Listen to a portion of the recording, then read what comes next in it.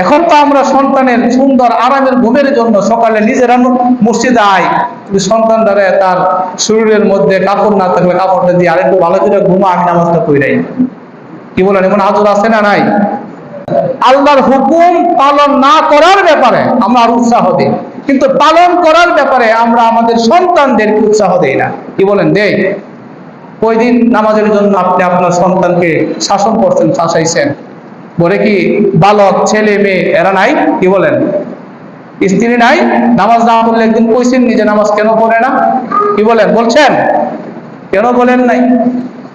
এখানে তো পার পেয়ে যাবেন হাসরের ময়দানে, আল্লাহ তাআলার কাছে কি পার পাওয়া সম্ভব?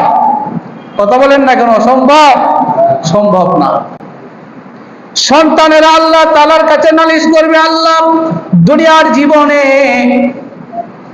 যদি আমি কোন একটা বিষয়ে ফেল করতাম, ইংরেজি পরীক্ষার মধ্যে যদি ফেল করতাম, বাবা মা আমাকে শাসাইতো। শাসাইতো কিনা? ফেল করলে কি আর শাসাইবেন না? প্রতিদিন কয়েকটা প্রাইভেট তার পড়া লাগে, এক একটা সাবজেক্টের পিছনে 500 করে টাকা, আছে না নাই? প্রত্যেকটা সাবজেক্টের পিছনে 500 করে টাকা ধরলে হিসাব করুন তো কতগুলো টাকা। মা বাবার স্বপ্ন থাকে এই যে পড়াইতেছি তারে, সে পরীক্ষায় ভালো রেজাল্ট করবে, এই স্বপ্ন থাকে না?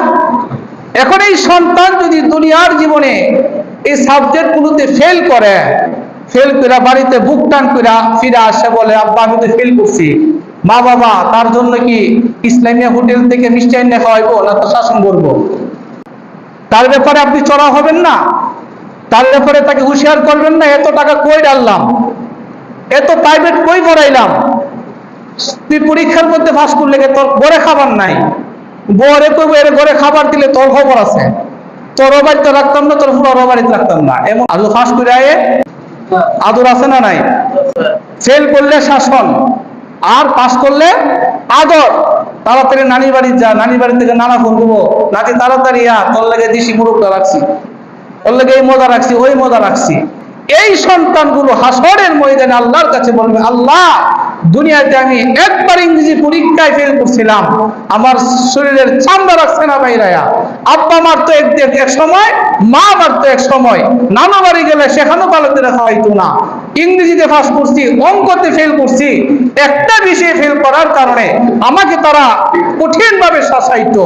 এর পরবর্তী বছর এগুলোতে আমি স্টার মার্ক পাইছি, আমি বুলডানে প্লাস পাস করছি, কিন্তু একদিন তো নামাজের ব্যাপারে, আল্লাহর হুকুম মানার ব্যাপারে তারা আমাকে শাসন করে নাই।